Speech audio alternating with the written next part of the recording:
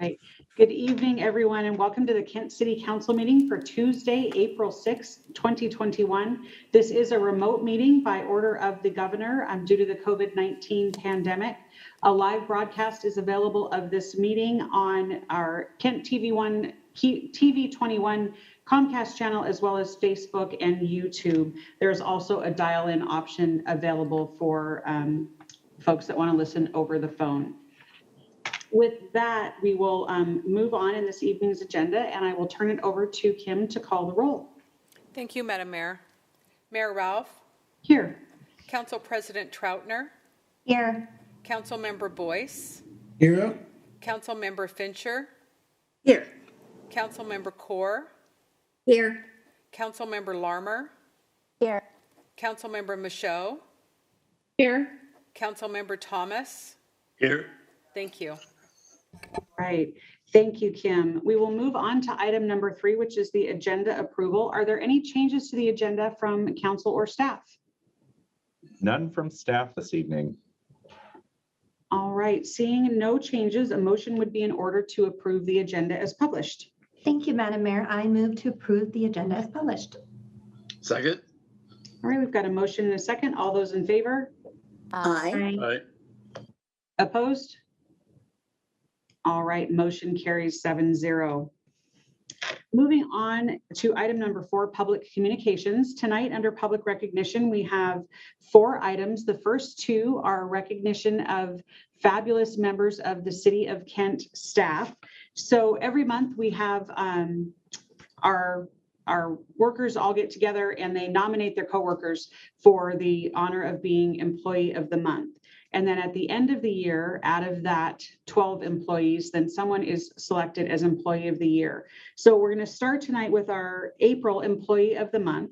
And I am proud to announce it's our very own Alex Klinger from Multimedia. Alex joined the City of Kent as Video Program Coordinator in Multimedia Services Division of the IT team in October of 2019. In July of 2020, the Multimedia Services Division moved into the administration team. From behind the scenes, Alex serves as the creative director and producer for Kent TV 21 and our social media channel content. His artful approach to researching, recommending, and coordinating city meetings live in studio and on-tape camera production broadcast has changed how residents are able to connect with Kent. You all got to see some of his work earlier in the Public Works presentation. You see it all over the city, and it's pretty amazing. Alex was nominated because he is an incredible award-winning talent and a force to be reckoned with. He has produced numerous pieces, not only for our residents, but for our employees, and with ease, especially during the pandemic. So I know everyone that I talk to that comes in front of Alex's camera says that wasn't as hard as I thought it was going to be. He continually finds solutions in the midst of numerous restrictions, rapid production times, and ever-changing technology. The way he interacts with residents, business owners, city customers, and especially his team is amazing. Alex's nomination noted his high level of team communication. He bounces new ideas off of team members and helps his team to bring their ideas to fruition. He excels in working with others to help move an inspiration to an achievable product. Last year, he received 3 first-place national awards for his work through NATOA, the National Association of Telecommunication Officers and Advisors, which is a first for the city of Kent. Alex cares about his team and the quality of work he produces. He cares about the vision for city projects, and this shows in his efforts he puts into every aspect of the project's design. Alex continuously embraces our values, and we celebrate him as April's Employee of the Month. So if we could get a big round of applause and congratulations to Alex. Right. Okay, now we are going to do our 2020 Employee of the Year. So again, this is from the 12 employees that were awarded Employee of the Month. And I was able to make this announcement at a recent employee recognition event. So really, really excited about this. Our 2020 Employee of the Year is Sean Gilbertson. Sean was selected as our 2020 Employee of the Year. He began his work with the city as an environmental scientist in public works engineering on May 16, 2008. He was then promoted to his current position as the environmental supervisor on April 1st, 2013. Sean is responsible for supervising coordinators, inspectors, and other professional staff. He's got an amazing team that he oversees. His team oversees the implementation of environmental and health-related programs such as stormwater compliance, drinking water, cross-connection control, and wellhead protection. His team prides itself on solving complex environmental problems and relentlessly protecting water quality here in Kent. It is a huge role, and he is amazing at it. The education he's able to provide to all of our residents and teams is second to none. Sean was selected for this award because in part his nomination noted that he is always looking for ways to enable his staff to work with customers to be able to have clean sites, so rainwater coming off the site is as clean as it can be. In the second largest industrial area on the West Coast, that is a tall order. His group also administers the city's stormwater permit under the Federal Clean Water Act. It is an extremely complex permit that covers virtually every department in some way, and he has worked with his staff to build good relationships throughout the city to enable others to help keep our water clean. Sean sets a tone to work towards the future. His staff follows his example and are usually the first ones to want to volunteer for opportunities to educate students about clean water and protecting our water supply. So I know that you've seen his team out there at those community events and with the models showing how we help keep our water supply clean. Sean loves working for Kent for a lot of reasons, but the great team he gets to work with on a daily basis is what inspires him to work hard every day. He feels lucky to work with such a fine group of professionals and overall great people. When Sean is away from work, he has many hobbies, including camping, fishing, hiking, motorcycle riding, playing guitar, and painting in his free time. These are just a few of the examples that provide some insight as to how Sean embodies our city values. We are so pleased to announce this much-deserved award. Congratulations to Sean Gilbertson, our 2020 Employee of the Year. So proud. Sean, I see you on the call, and I'm going to put you on the spot only if you want to be. Would you like to say a few words, or do you want to pass? Sure. I would like to just thank you so much for the recognition, and it's very true what you said. I feel blessed to work with such a great group of professionals and people that really care about the city and their coworkers. So thanks for the recognition, and we'll just keep on fighting the good fight and doing good work here. Thanks again. Thank you so much, Sean. I will tell you, every time we talk about how amazing Sean's work is, that's his response. He's like, I have a great team. I have, great people to work with. And I think that's what makes him such an amazing leader is the recognition of that team and building them up. So very, very proud of Sean as our 2020 Employee of the Year. All right, we are going to move on to item number 3, which is a proclamation recognizing and elevating Valley Communications Center 911 telecommunicators at Valley Communications Center to the status of first responders who serve our community. I'm going to read this proclamation, and this is really in recognition of the amazing work that our call receivers and dispatchers do every day when our community members are having a crisis. They're the first ones to be there in that voice of common reason on the line. So the proclamation says, whereas the federal government's standard occupational classification system classifies workers into occupational categories for statistical purposes based upon the nature of the work performed, and in some cases based upon the skills, education, or training needed to perform that work. And whereas America's 911 public safety telecommunicators are incorrectly categorized in the SOCS as an office and administrative support occupation, a category which includes secretarial staff and clerical workers. And whereas classifying PSTs as protective service occupations alongside police, firefighters, security guards, lifeguards, and others whose job it is to protect our communities would better reflect the work they perform and align the SOCs with related classification systems. And whereas on March 7th, 2019, the 911 Saves Act, a bipartisan bill to reclassify 911 PSTs to protective service occupations, has stalled in the legislative process. And whereas 9 states currently consider 911 PSTs as first responders, and the Washington State 911 community is actively working to introduce similar legislation in Olympia. And whereas the city of Kent is served by Valley Communications Center 911, known as Valleycom, whose PSTs handle over 616,000 calls and over 472 dispatchable calls for service a year. Valleycom 911 PSTs are highly trained professionals who work under a uniquely stressful environment. Valleycom 911 PSTs are the first of the first responders, providing life-saving pre-arrival instructions, triage, mediation, de-escalation, and the calm presence on the telephone and radio that is focused on both responder and public safety. Whereas recognizing our 911 PSTs for the critical role in emergency response cannot and should not wait for the passage of the 911 Saves Act, and believes that local actions will help support further similar legislation that 911 PSTs deserve. Now, therefore, I, Dana Ralph, the Mayor of Kent, do hereby proclaim that the 911 public safety telecommunicators at Valley Communications Center are recognized and elevated to the status of first responders who serve our community. So all of the cities on the board agreed to put this proclamation forward to at least let our communities know and let our call receivers and dispatchers know that we see them as first responders. They are, as the proclamation said, the first of our first responders and the ones that are making those critical early decisions. Extremely grateful for our call receivers and dispatchers, and I truly do believe that they should be elevated to that position of first responder in their classification. So that's the purpose of that proclamation. All right, the next proclamation that we have this evening is a proclamation for Sexual Assault Awareness Month. Whereas in Washington State, 45% of women and 22% of men report having experienced sexual violence in their lifetime.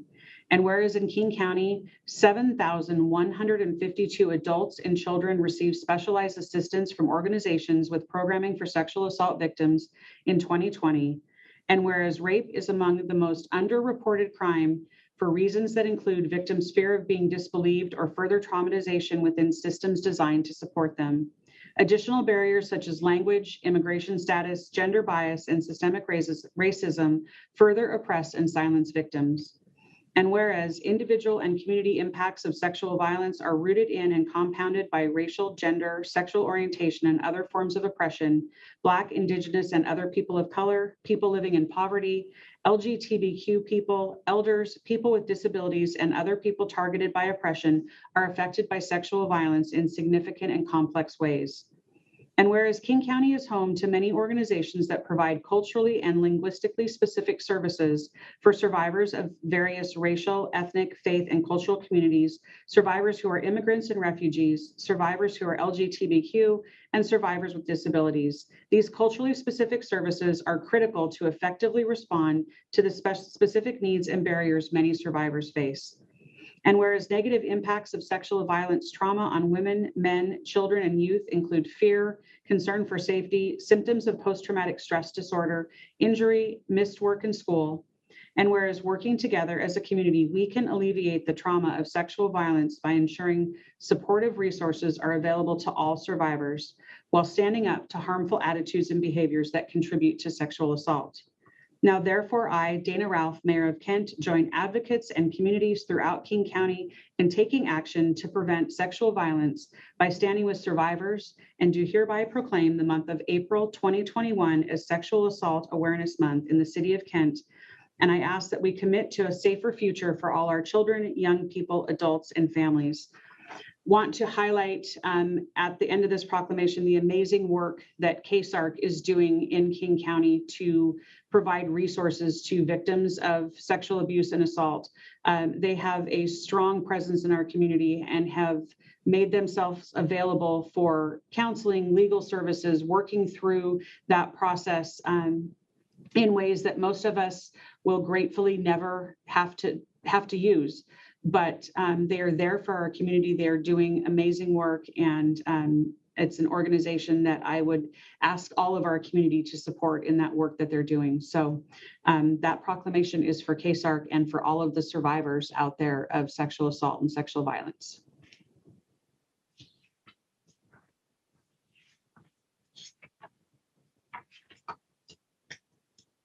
All right, moving on, the next item on the agenda is community events, and I will turn it over to Council President Troutner. Thank you, Madam Mayor. I just have a few events to share. The city's going to be having some mini recycling events coming up. These will be on select Fridays. The first event is actually this Friday from 1 to 4 p.m. at the Scenic Hill Park on Woodland Way. So if you have some electronics you'd like to recycle, some shredding or some textiles, this is a great opportunity for you to bring those to that site. The next event will be Friday, April 16th from 1 to 4 at Hogan Park at Russell Road. And then there'll be some more events coming up in May. And for information, you can go to the City of Kent website at kentwa.gov. Next, we have, let's see, on April 17th from 9 to 11, there's at Clark Lake Park, it's the Kent Parks Earth Day Conservation Event. And I know we've had many of our council members and residents in the city participate in this in the past. It's a great opportunity to come together. They remove weeds, non-native and invasive plant species at Clark Lake Park. And it's actually really a fun event. That's Saturday, April 17th from 9 to 11. And then back by popular demand, we have another mask giveaway on April 18th. This is our Don't Mess with Kent mask event, and it's from 11 to 1 at Shower Center. And then lastly, on Saturday, April 24th, from 10 to 2 p.m., the Kent Police Department is hosting one of their medicine take-back days. This is free, anonymous, no questions asked. Feel free to bring any unused medication that you want to get rid of for a family member, or things that you've just had around your house that you want to dispose of properly. Bring that down to the Kent Police Department. So that's all I have. Great. Councilmember Thomas, did you have a question or an event? Thank you, Madam Mayor. Actually, a question about maybe some events. In our previous workshop here an hour ago, there was some mention, I believe, about some ribbon cutting, perhaps like 228th or something else. We are having the ribbon cutting for 4th and Willis tomorrow afternoon. What time is that?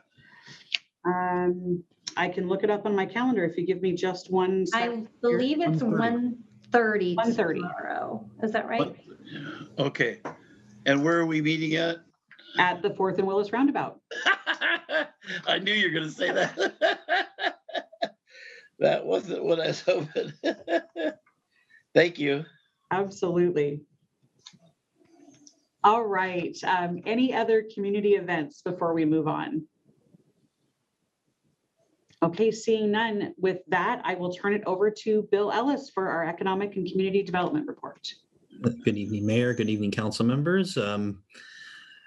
Thank you, everyone. And Kim, I'm just making sure that PowerPoint's coming up here in a moment. But it seems like it's been, well, it's actually been exactly a year since I made a presentation to council, wondering what the impact of COVID-19 would be. And I thought I'd start off with just sort of taking stock on the economic impacts and then proceed into some discussion of some of the business survey work that's come back in King County, but also relevant to Kent businesses before talking about a application we've made for some Port of Seattle partnership funding to put in place some additional supports for the micro enterprises of Kent. and I'll give a few other updates from there. So next slide, please, Kim. So this slide is actually somewhat self-explanatory in that the two large dips down in green, and I apologize in advance, the charts are a little hard to read. I've borrowed them from our well-known regional economist, Chris Mefford, who's been working for our Associate Economic Development Agency at the Seattle Chamber to present this information. But those two big dips, one in the middle of the chart there from 2008 to 2010, that was the Great Recession. And then the larger dip on the right-hand side of that chart is what we experienced in 2020. King County lost 75,000 jobs in the year 2020. Next slide, please. So despite the steeper job losses than the Great Recession, we're seeing a pretty rapid labor market recovery. The vaccinations, the federal stimulus, and phased reopenings is starting to make an effect. The Puget Sound region has seen a rebound in jobs. We have gained back nearly 54% of those jobs that we lost in 2020 or over the last year. So we're about halfway back to where we were. But the economic impacts have been felt very uneven by race, geography, and industrial sector. It should surprise no one probably that leisure and hospitality and accommodations and food services lost the most jobs. Accommodations and food services lost 38,000 jobs from February of 2020 to December of 2020. So next slide, please. Now, the business survey that I'm about to run through some of the highlights of, I'll say is not a scientific survey. It depended heavily upon municipalities and partners of the Seattle Chamber's ADO to get the word out and take the survey. There have been other cities that opted to do their own surveys. Generally, there's survey fatigue, out there with all the different resources that businesses were having to scout for. So doing a lot more survey work was not something we felt we wanted to do as a city. On top of that, we did participate though in the largest survey going around, which is the one I'm about to go through. You can see that there were 935 responses in King County. Again, there's some skew to this because the folks who most likely took the survey got an email from someone that they knew, or they perhaps were on Mayor Ralph's mailing list, or they were most incentivized because of the experiences that they were having to take the survey. Having said all that and all those qualifiers, Kent was the second most surveys taken. You can see there were 3 of them. In March, we had 307 people take it. In May, 137. And then in December, it was a huge drop off down to 33, broadly in line with the rest of the survey. Seattle had 2,000 applicants back in March when it was first hitting. And then by December, it was only getting 707. Next slide, please. So what are some of the takeaways? Large number of business survey results were that, again, not a surprise, 69% said year over year they had a reduction in their income. By March of this year, 62% reductions.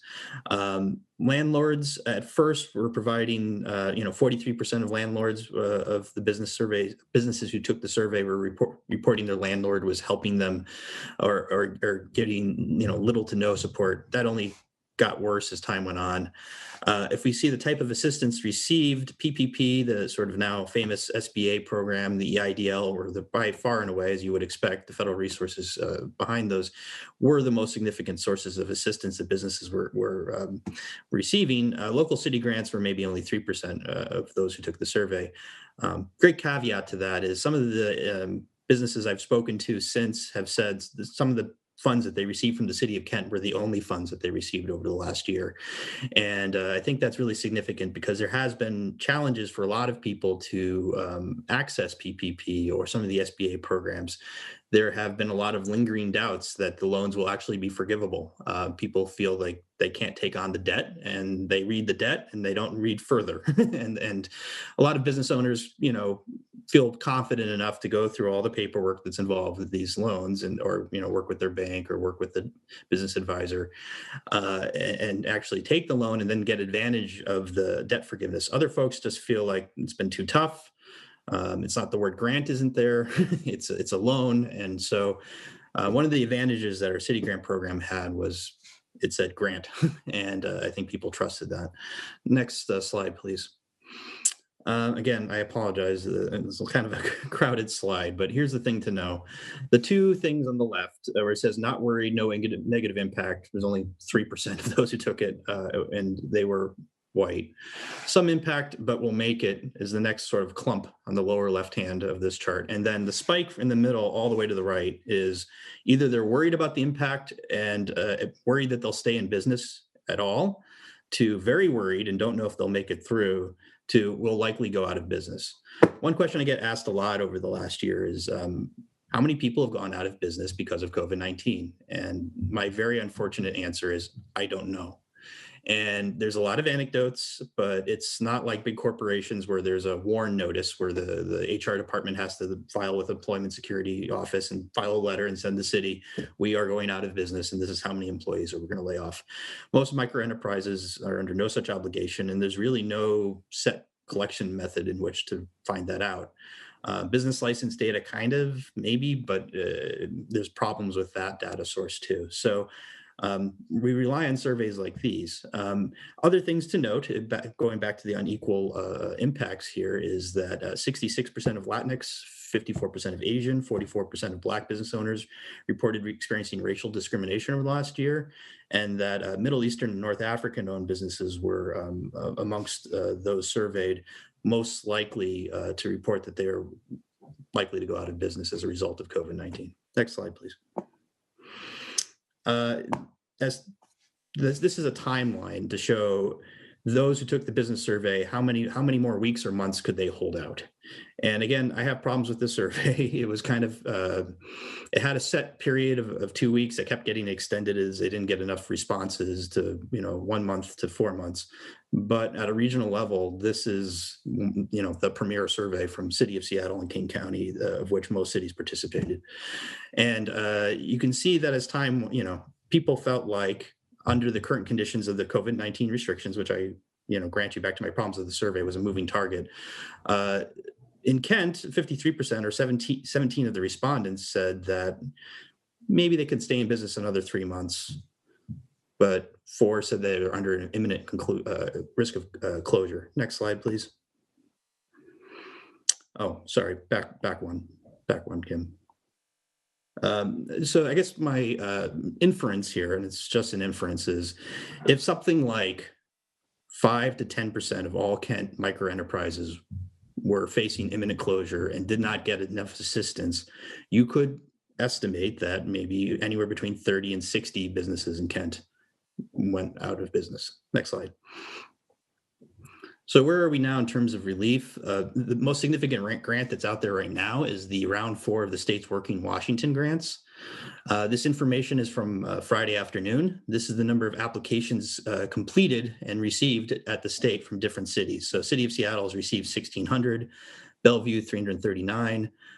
Thanks. I want to credit Michelle for Wilmot and on my group for her excellent work and continuing to communicate with a squadron of community benefit organizations and through the message channels that we have about these working grants. We have about 224 coming from Kent for the state assistance, and the grants are up to $25,000. The grant period still will not close until April 9th. There's the website to learn more. Statewide, there's been about 8,500 applications. Again, 224 of them so far were from Kent. About 3,500 of those were in King County. Next slide, please. So I'm going to transition from that sort of economic impact story to talking about one piece of funding that we have just applied for on March 31st that I think will help us pull from the lessons learned of 2020 and start organizing and coordinating ourselves to help distribute even more relief or stand up more technical assistance service over time.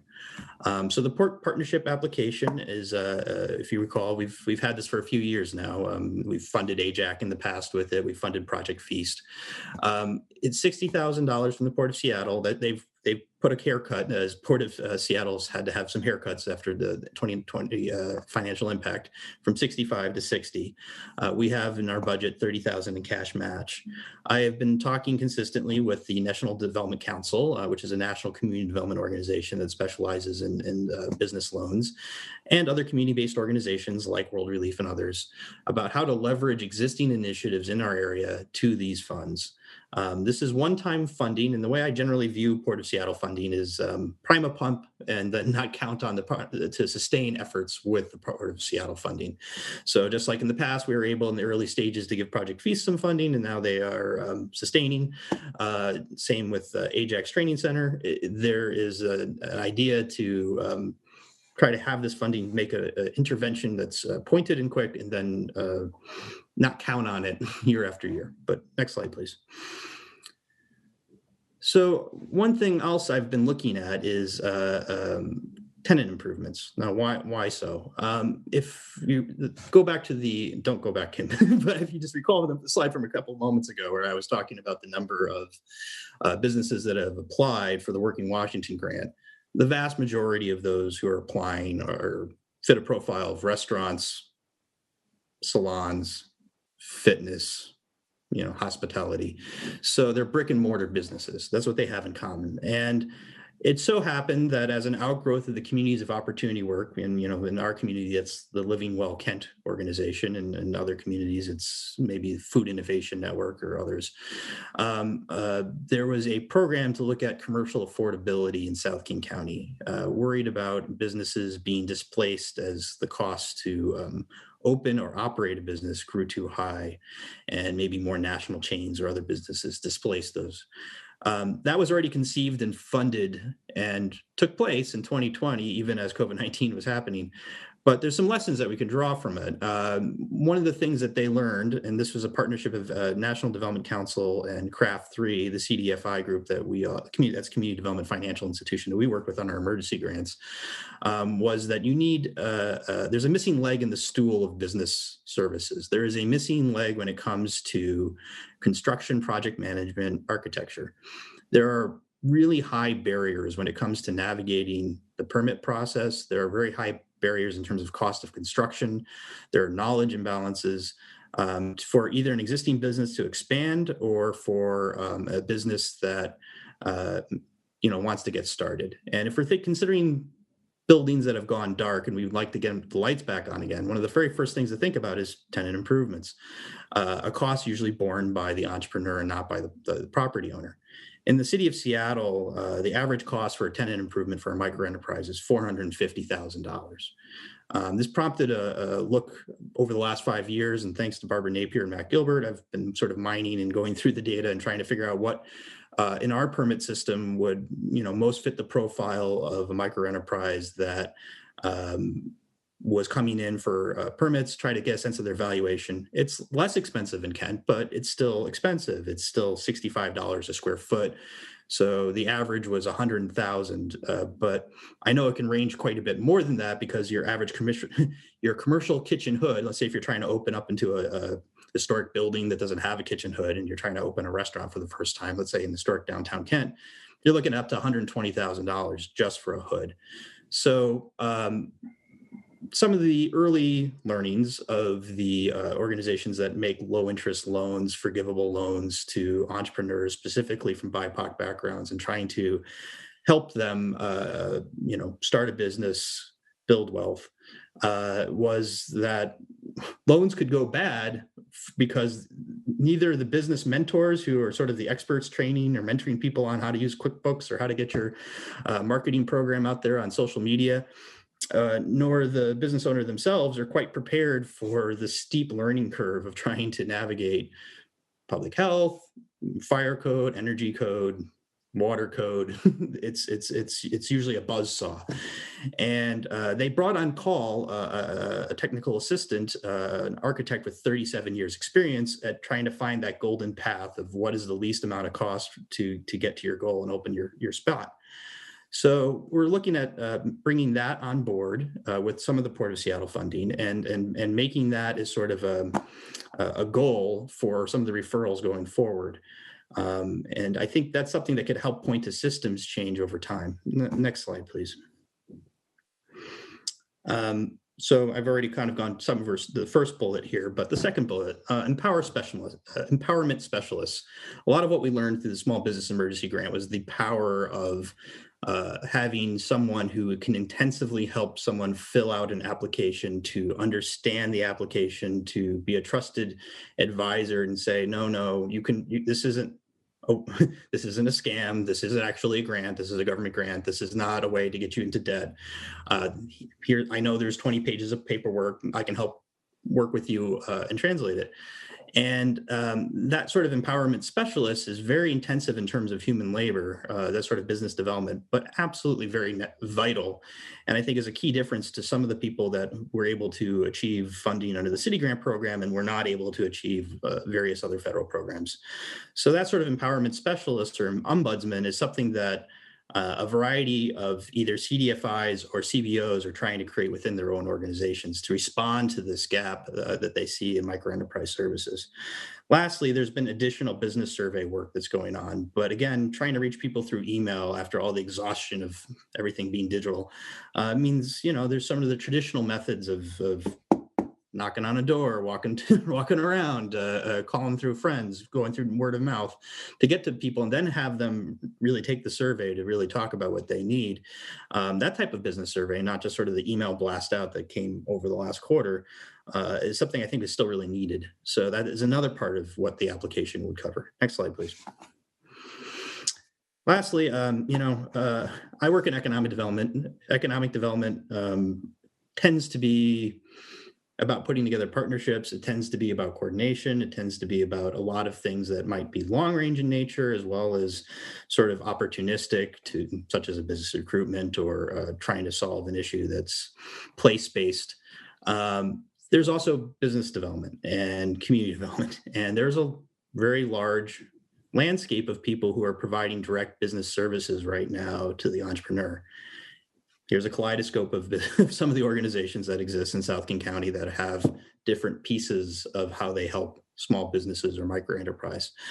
No one organization covers it all. Some have niche specialties. Some have, some focus on law. Some focus on finance. Some have focus on lending or financial sort of skills. Some have business mentors, some do not. No one really does it all.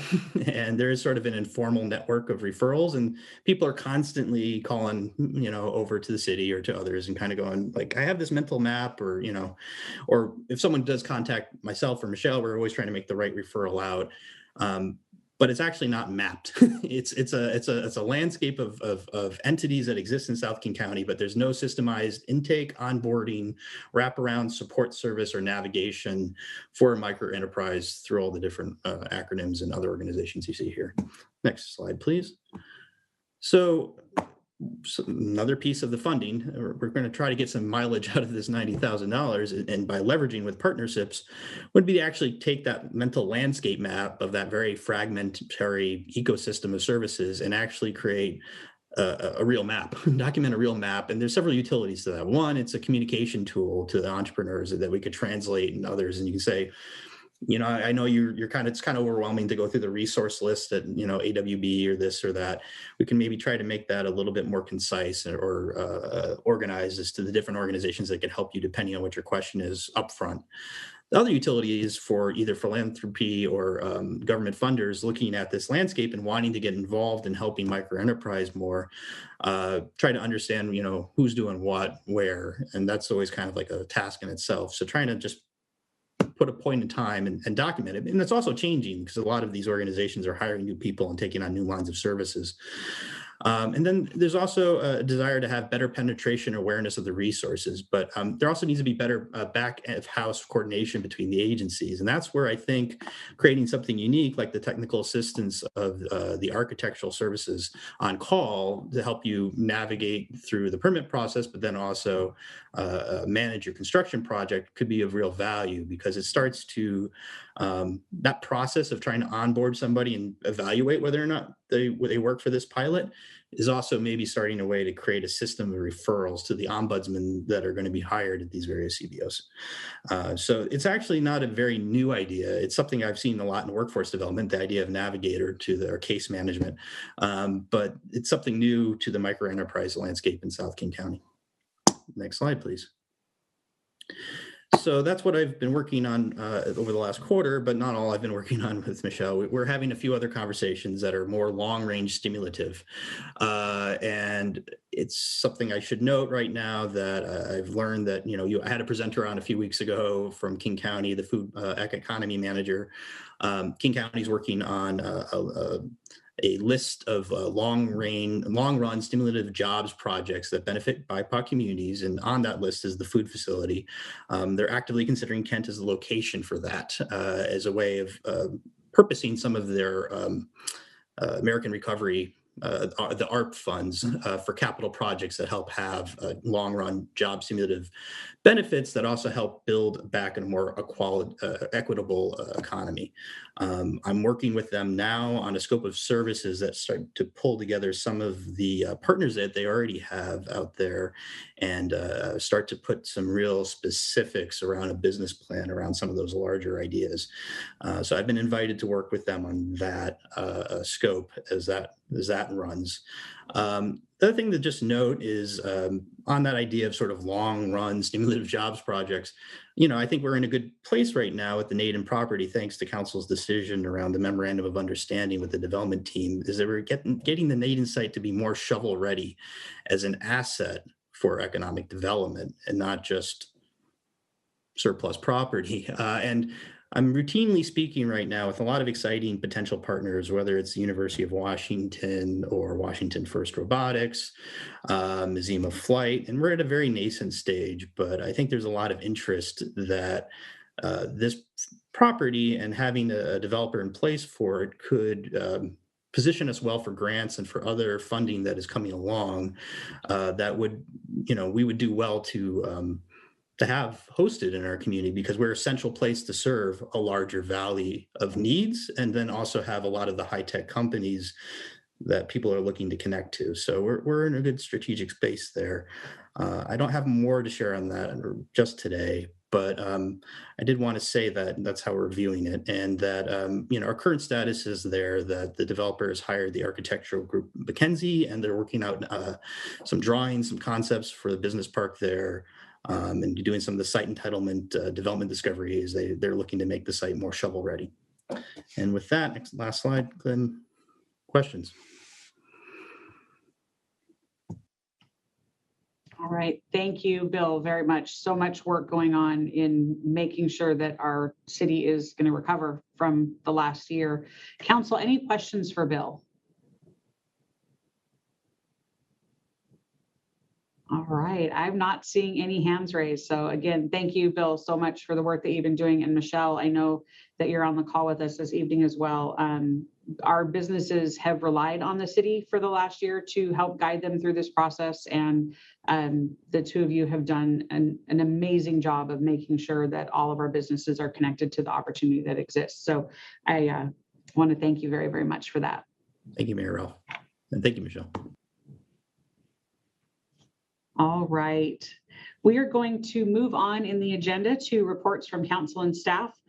This is an opportunity for all of us to share with you the work that we're doing outside of these council meetings, making sure that Kent's voice is being heard. Having a seat at the table is very, very important in representing our city at the regional and state level. I will start.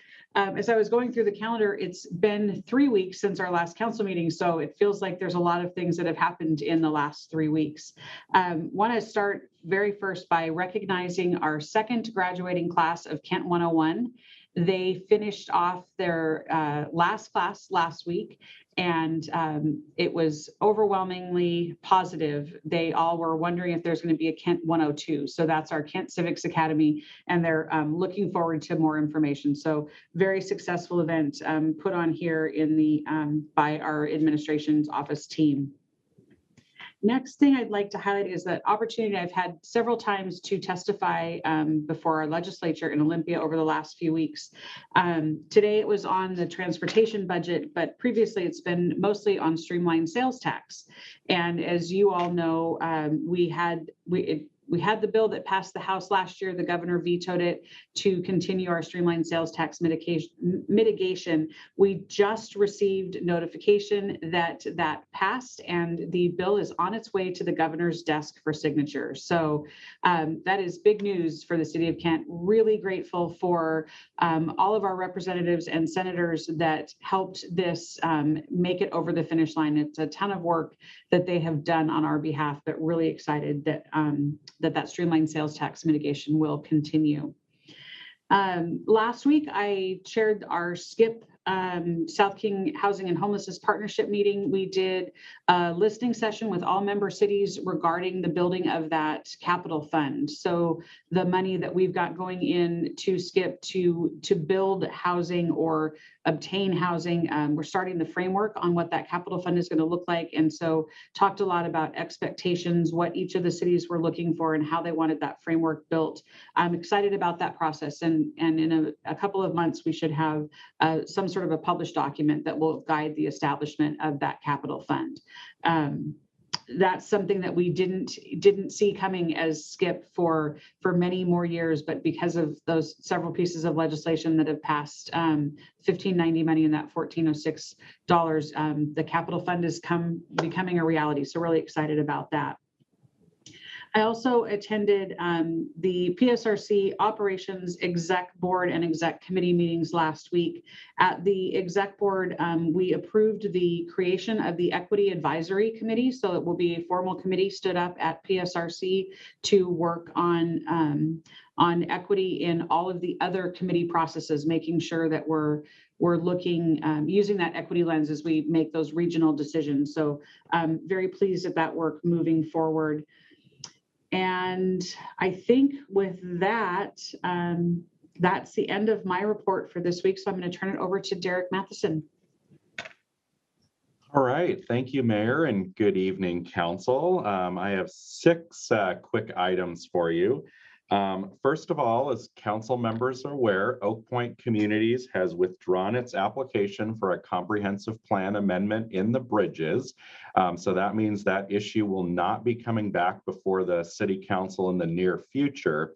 Oak Point has indicated that it might apply for a comprehensive plan amendment in the 2022 cycle, which would come before council to approve the list this fall, and then before the Land Use and Planning Board and Council in the spring. However, the mayor and department directors from Kent and Auburn are going to be meeting next Wednesday, and the goal is to get moving in earnest on de-annexation from Kent and annexation to Auburn. So we will keep you posted on how those talks progress. Next item I had here, the first meeting of our American Rescue Plan Framework Committee that Council is poised to create this evening is tomorrow afternoon. The committee's charge is to recommend to the Council a high-level framework for investment of Kent's $28.41 million in federal recovery funds. And so we will keep you posted there as well. Third item, Councilmember Larmer and Police Chief Padilla and I met yesterday afternoon to review 3 proposals for the police data project that the City Council included in the 2021-22 city budget. We agreed on 3 next steps, one of which is to have a conversation directly with one of the teams that proposed. So we'll keep you up to date on that. Fourth, I had the council is going to consider a revision to 2 of the city's goals, the inclusive community and sustainable services goals next Tuesday, April 13th. And I want to thank in advance the Cultural Communities Board that worked on the inclusive community goal verbiage at its February and March meetings. So what you will see next week will be the Cultural Communities Board recommendation. Also on the committee agenda next week will be the grocery hazard pay issue that has generated public comment at the last couple of meetings. And I believe we've got some speakers on that topic tonight. So council will review some information from staff and discuss that topic next week. And then finally, the rest of my report is in your packet, and we have no executive session. So thank you. All right, thank you, Derek. I will turn it over now to Council President Troutner. Thank you, Madam Mayor. We had workshop earlier this evening and we had two informative presentations. The first one was from the King County Assessor's Office and John Wilson. He talked about the tax exemption program that is available for seniors, disabled individuals, and disabled veterans. And just a little bit more information on that. If you're 61 and over, make less than $58,483. There's also a few other things that would help you qualify. And if you'd like more information, the phone number is 206-296-3920. He also talked a little bit about taxes that are collected here in Kent and where some of that money goes. Countywide, taxes have gone up about 4% in the past year, and in Kent, they've gone up 3.2%. And just to kind of let you know, some of that increase is because of school levies and then also the bond for Harborview that passed recently. And when you look at that chunk of money, I know that on some of the budget roadshows and other opportunities to get that information out, it shows you kind of where some of that money goes. And about 57% go to Kent through, so K-12 schools, 2% goes to Sound Transit, 17% goes to King County, and then only about 13% of that money comes to the city of Kent to pay for all of the services that's available to our residents. So when you think about all the money that you pay, only 13% of that is actually staying here in Kent. So it's kind of interesting when you look at this pie. All of this information from this presentation is available online. So if you want to go back and take a look at that. It gives you some really good information. Then we had a presentation on public works. It was an update on 2021 projects. We started out with some capital projects. Just to highlight a few, we have the 224th Street improvements, both phase 1 and 2, which includes 88th Avenue South, South 218th, South 222nd to 94th Place South. And that's been an ongoing project that I know many of us have been happy to see completed. The South 228 Union Pacific Railroad grade separation project is almost completed. We'll be having the ribbon cutting ceremony for that soon. I know that's another big project that people have been waiting a really long time to have completed. There's been a lot of work done on the Upper Mill Creek Dam, a lot of overlay projects coming up this summer, the West Hill Reservoir project. There's a lot of other projects out there. And again, if you're interested in finding out more, you can go back and watch the presentation.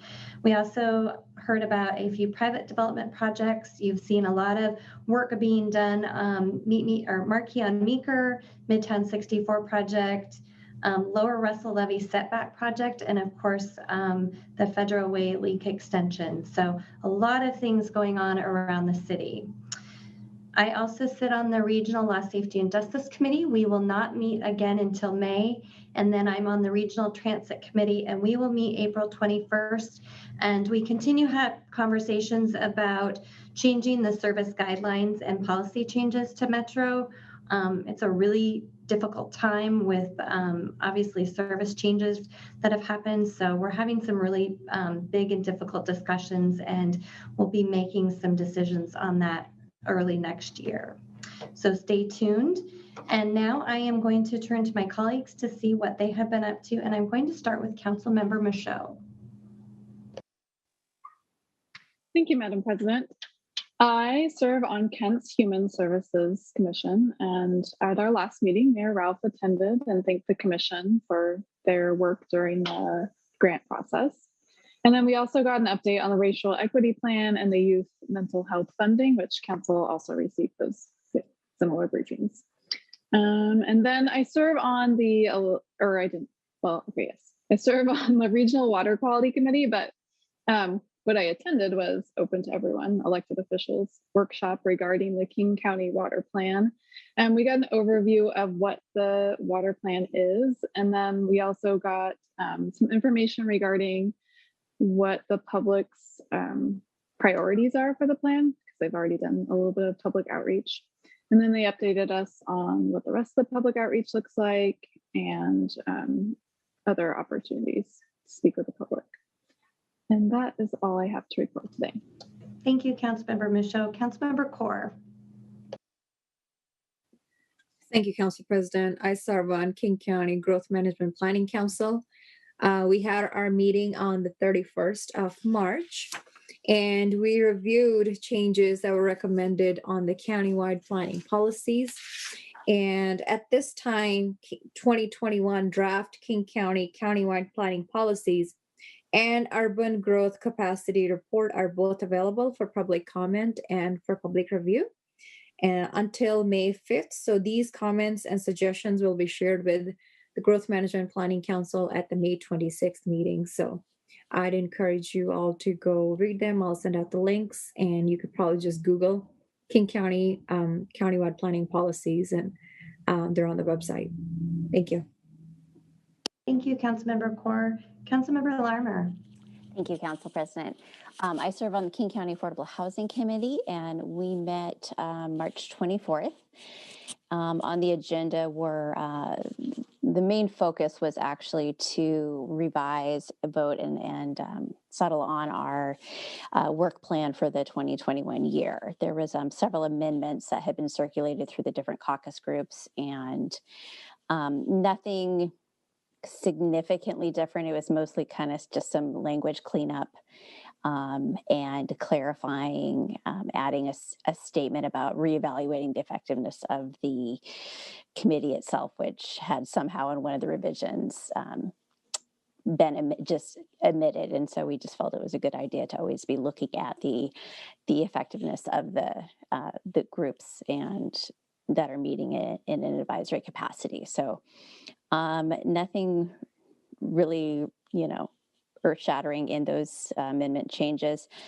We did get a presentation from staff on the Health Through Housing implementation plan as King County moves into implementing that. Again, nothing, terribly new from what we've already seen.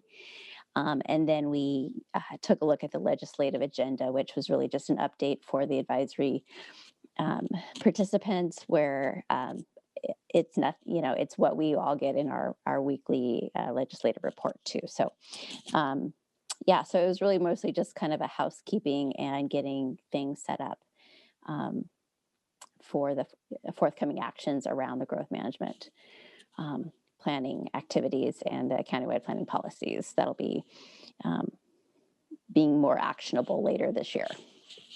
And so that was it. I will have a report on the King County Aging and Disabilities Advisory Council at our next session. So, thank you. Thank you. Thank you, Councilmember Larmer. Councilmember Boyce. Thank you, Madam President. I feel like a slouch after listening to my other council member. Since our last meeting, we have not met. I am the vice chair of the PIC committee on the SCA, and we have our next meeting will be tomorrow. So next meeting I'll be able to share. So thank you very much.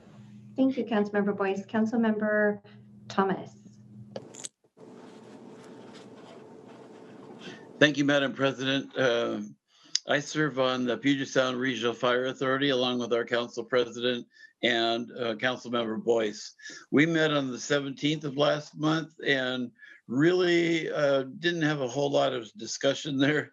It was a fairly quick meeting. So we do meet tomorrow night at 5:30 on Zoom. And she's nodding. That's good. I've been blown it a few weeks. So that's at 5:30. If you'd like to become a part of that meeting, you can call into the station. That number would be 253-4300. Okay. Thank you very much. That is my meeting. Or yeah. Thanks, Councilmember Thomas. We got it. Councilmember Fincher. Thank you, Madam Chair. I'll start with MID, Mental Illness and Drug Dependency Advisory Council.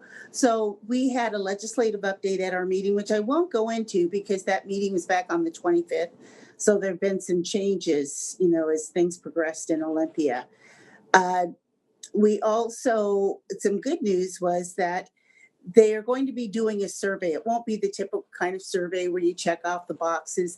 This is going to be one because they're looking at quality outpatient care. And so what they're going to actually be doing is talking with some of the community groups to see how they're feeling about what's happening, what they're hearing. And this goes along with, whether it be with the courts, with a variety of things, because what we want to do is make sure that the patients are actually being cared for.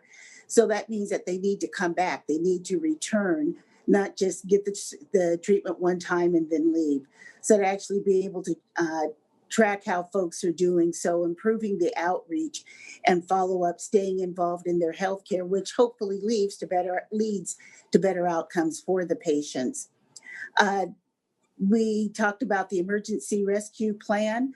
$160 million is the amount that they were looking at, which will go toward vaccination, Safe Start cafes, quarantine facilities, rental assistance, all sorts of things were on the list there, including business and community development for BIPOC communities. So approval was pending on exactly what they were going to do. One thing that was discussed was in order to lessen the load of cases, the Superior Court cases, there's a possibility that they would be bumped down to community courts. So that's one that we'll want to keep an eye on. And $15 million was received from the mid-sales tax. And so as I mentioned last month, we would start prioritizing, in case money did come through, start prioritizing replacing some of the dollars that were cut from funding last year when we had to make all of those cuts because of COVID. Next one is King Conservation District. We had an email that was disturbing from either an employee or maybe a group of employees. So look for that in your email later this evening. We do think that we have a good handle on what's going on, and we will continue working on that. We've already contacted King County and the Advisory Council. The Art Commission, Hope, I mentioned blooming last month as the hint. The theme for this month is Hope Blooms. So all of the people out there who are artistic, and that's whether it's cooking a recipe, doing a dance, making a film, art, whatever your talent is, you have until June 30th to be able to submit that through the kentcreates.com website. And also we have the art, student art exhibit. Most of the years you would see art around town. Well, this year there will be art in some places, but all of that art is going to also be on the Kent Creates website. So they are taking submissions from any Kent school. If you're a student in any of the Kent schools, you can go ahead and submit, and there will be winners in that. Your art will be posted, so get busy creating. And then the last part, our traffic signal boxes. We have another year where we are going to be looking for art for another 8 boxes. So the last thing that to submit for are if you are an artist and you've seen some of the art boxes around our wonderful city and others, we are looking for designs to go on those traffic signal boxes. So if you have something that you think can translate into that, again, kentcreates.com, go through and you can do it there, and our kentwa.gov website, kentwa.gov/arts website. Thank you. Thank you, Councilmember Fincher. Madam Mayor, that ends our reports. All right, thank you very much. As you can see, council is very, very busy representing the city of Kent all over the region. So very, very grateful for that work. Thank you so much. We will move on in the agenda. Item number 6 is a public hearing. We do not have one this evening. Item number 7 is public comment.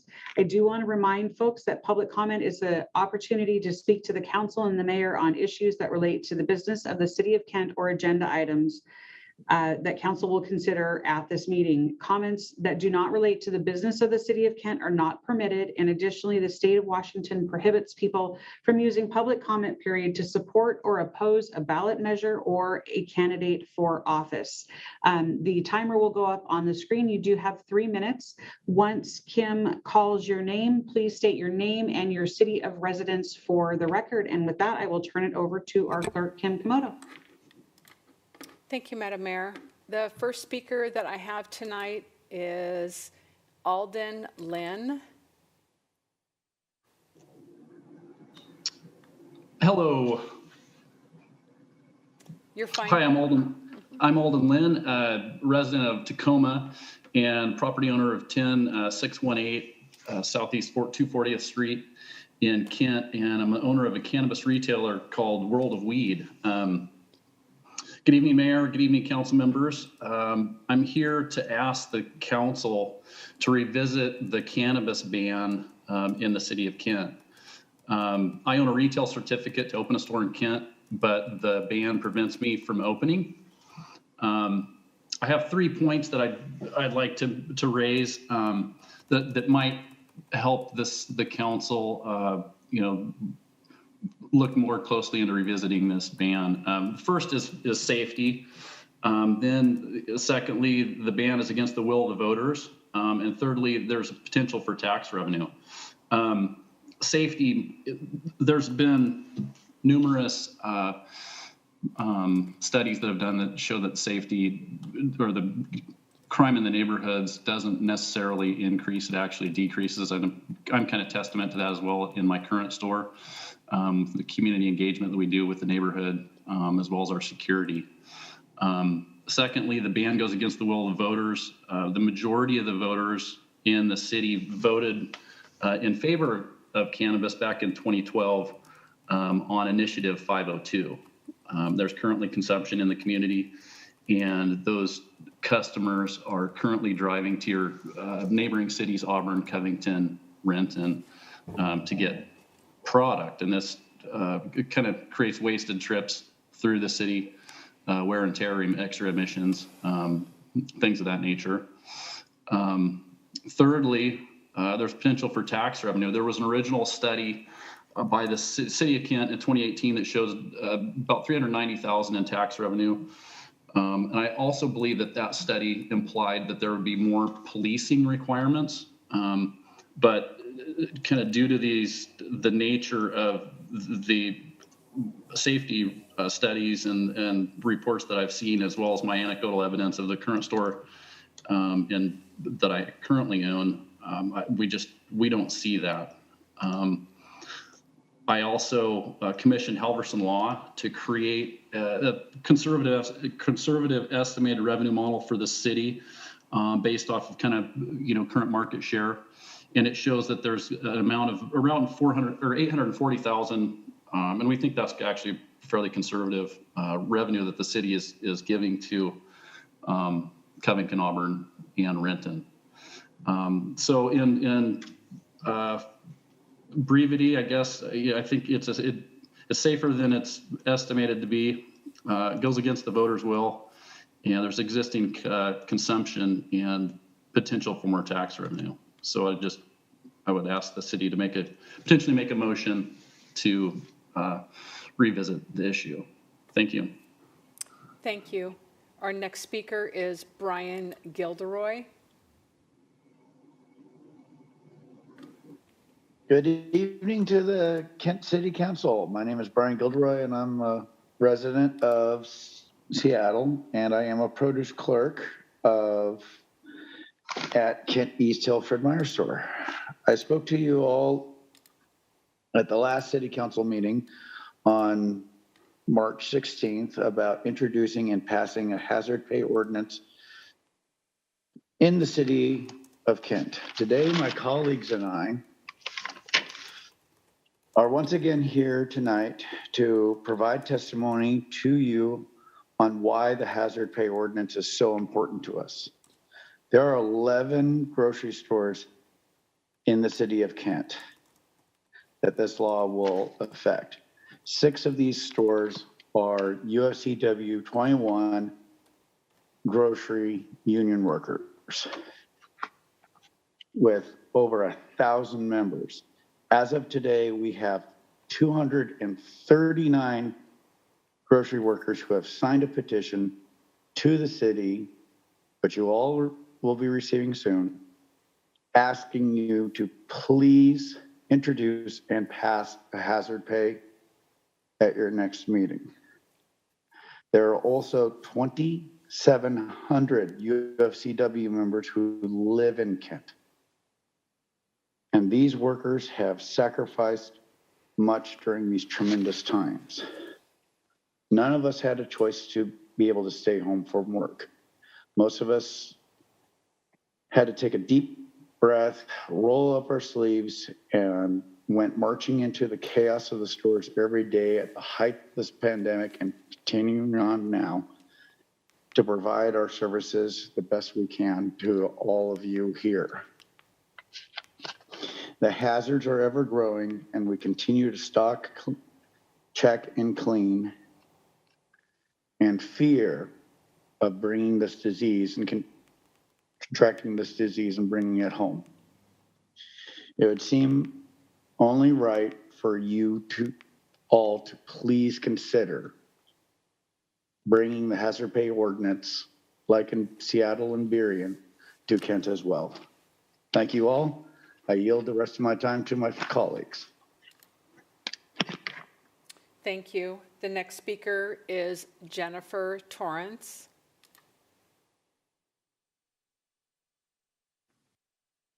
Good evening, City Council members and Madam Mayor. I'm Jennifer Torrance, and I live on the East Hill of Kent. And at the last City Council meeting, I mentioned that I've worked at Fred Meyer for practically 9 years, and at the Kent store going on 6 years. More importantly, I shared a few personal experiences in which put my health, my coworkers' health, and my other customers' health at risk. Tonight, I'd like to bring up a couple additional items as to why we are continuing our fight for grocery worker hazard pay. For anyone who's shopped at Kent Fred Meyer, you've probably have heard me over the intercom periodically. Early on in the pandemic, I had a script which basically stated designated shopping hours for seniors and high-risk customers. I ended up adding my own verbiage to stress the importance and encourage social distancing, staying safe, and healthy. Many coworkers took the time to thank me for adding what I did to my announcement.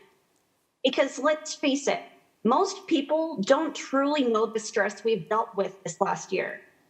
At times, it's been as busy and stressful as it is during the holidays, if not more so, and with half the help. None of us grocery workers had time to prepare for what we've experienced this last year. With that in mind, I distinctly remember Christmas Eve and watching our allotted capacity numbers on one of our computers going well past the caution threshold a handful of times. What was so disheartening about that is getting a response from my store director. At least there's people shopping in the store, which again clearly shows sales versus safety. Those of us who are in the stores have been working tirelessly, mostly because we haven't had much of a choice not to. Another thing that came to mind is actually a quote from none other than our own Seattle Seahawks quarterback, Russell Wilson. Why not us? What I mean by that is two things. For starters, if other surrounding cities, such as Seattle, Berrien, and unincorporated King County grocery workers have gotten back their hazard pay, why not us? Also, now that the vaccines have been available for a good few months, it's truly saddening and hurtful that groceries workers weren't considered a higher priority. Why not us? We have been essential workers and will always be essential to our communities. So again, we ask you to please, please consider this ordinance of bringing back our well-deserved hazard pay 2. Thank you very, very much. Thank you. I have one more person signed up to speak, but I do not see her on the participants list. I have Catherine Woodley. That is the last speaker that I have. So, Madam Mayor, I do not see her on the call. All right. Thank you, Kim. And thank you for those that came this evening to speak. That will end our public comment. And we will move on to item number 8 on the agenda, which is the consent calendar. Consent calendar is a compilation of work that the council has done at the committee of the whole meetings over the last several weeks. It has been presented and moved out of committee of the whole without controversy. With that, I will turn it over to Council President Troutner. Is there a motion? Madam Mayor, I move to approve consent calendar items A through H. Second? All right, I have a motion and a second. All those in favor? Aye. Aye. Opposed? All right, motion carries. Consent calendar is approved. Item number 9 this evening under other business, we have a resolution to urge passage of a comprehensive transportation package in the 2021 budget. And Derek Matheson is going to be giving that presentation. All right, thank you again, Mayor. First of all, I wanted to thank the City Council for placing this issue on other business tonight. It's definitely a timely issue with only about 3 weeks to go in the Washington State Legislature's 2021 session. As you're aware, the City of Kent's legislative agenda requests funding for 3 transportation projects. It requests $20 million for the 224th, 228th, 218th corridor up the East Hill. It requests $2 million for the Interurban Trail and $5 million for the Meet Me on Meeker project. These are all investments that are not possible without a comprehensive transportation revenue package. The Association of Washington Cities supports the adoption of a package, and the resolution before you this evening would support the adoption of a package as well. House and Senate leaders have released their proposed packages on Friday and then on Monday. The House package would raise $22 billion in revenue, while the Senate package would raise between 18 and 19 billion. Both packages would rely on a combination of revenue from a cap and invest program, the gas tax, and other sources. And both chambers' proposals would invest in state and local projects, maintenance and preservation, culverts, the Transportation Improvement Board, which is grants to cities, safe routes to schools, complete streets, and bike and pedestrian grants. Most importantly, both the House and Senate proposals include funding for Kent projects. They include $20.6 million for the 224th corridor and $2 million for the Interurban Trail. So our lobbyist recommends that the Kent City Council follow AWC's lead and adopt a resolution in support of a transportation revenue package. There's a draft resolution in your packet, and I'm happy to answer any questions. All right, any questions for Derek? All right, seeing none, is there a motion? As you say that, Madam Mayor, I realize I didn't reach out to my colleagues to let them know who was giving the motion today and who was seconding. So I don't know, Councilmember Core, are you prepared to give the motion? Thank you very much. And then if Councilmember Larmer, you can second.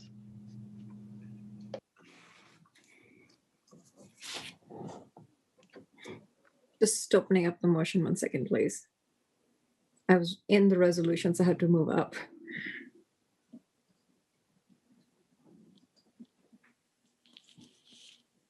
All right. Mayor, I make the motion to adopt resolution number 2023, urging the Washington State Legislature to pass a comprehensive transportation package in 2021. Second. All right, we've got a motion and a second. Is there any discussion? All right, seeing none. All those in favor? Aye. Aye. Opposed? Abstentions? I'm gonna be an extension, Madam Mayor. All right, thank you. That means the motion carries 6-0-1. I'm not exactly sure the appropriate way to phrase that. Six ayes and 1 abstention. All right, thank you very much. Item number 9 on the agenda is bids. We do not have any this evening, nor do we have an executive session. That brings us to the end of the meeting. Want to do a really quick public service announcement. We were on the call today with King County Public Health Director. I think Councilmember Core was on that call as well. And hearing a little bit of alarming news, case numbers are continuing to go up. Want to remind everyone, please continue to be diligent, especially if you are not vaccinated yet. Masking, hand washing, social distancing, all of those things. We most certainly do not want to see ourselves moving backwards in this. Vaccines are still available at Showare Center. King County Public Health is providing vaccinations at Showare. It is by appointment only. And as a reminder, that will be opening up to everyone 16 and above starting on the 15th of April. So I want to continue to encourage folks that are comfortable to get vaccinated, and there's light at the end of the tunnel, but we are not there yet. So we need to continue to stay safe. Councilmember Fincher. Thank you, Madam Mayor. I was on that call also, and I found it very interesting that the health professional who was talking, even though she was outside at a ball game, Mariner game, double masked. And she said that, their staff there at the stadium also double masked. So I think that that's a good sign that the rest of us may want to consider also that. So thank you for mentioning wearing masks. It definitely is not time to leave them at home. It is not. You are absolutely correct. And she did talk to all of us electeds about setting a good example. Councilmember Thomas. Thank you, Madam Mayor. Well, some kind of discouraging news. 15 minutes ago, my wife informed me that I'm on a 10-day quarantine. I didn't come out positive. I'm still a negative as of yesterday when I took the test. But my in-laws who we were with, and they both have been double vaccinated, they came down with positive 16, the positive 19. Not good. And it hit our family really hard. My 2 brothers-in-law, 2 sisters-in-law. Yeah, they've also tested, and that's where it came from. And my nephew's brother died at age 40, having never been sick a day in his life. So be sure to get vaccinated if you have an opportunity. Double mask, use your 6 feet space. Anyway, I just want to let everybody know that this is still a very serious, we're not out of the woods yet. I feel we're close, but we must continue to do the masking and the spacing. This is scary. And now it's especially scary for my family. So a little prayer wouldn't hurt, you guys. So thank you. Definitely. Thank you, Councilmember.